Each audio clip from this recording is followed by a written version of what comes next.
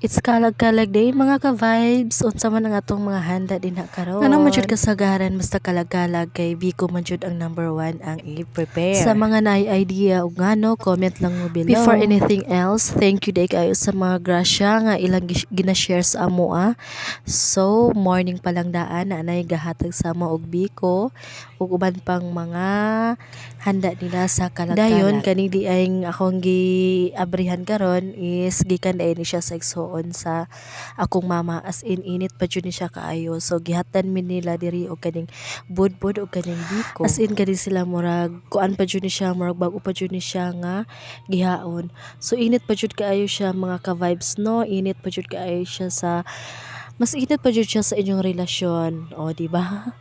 So, muna na siya guys, tilaw-tilaw. So, sa wala pa dahil naka-follow, follow na. And thank you and God bless to all of you, mga ka-vibes. Bye!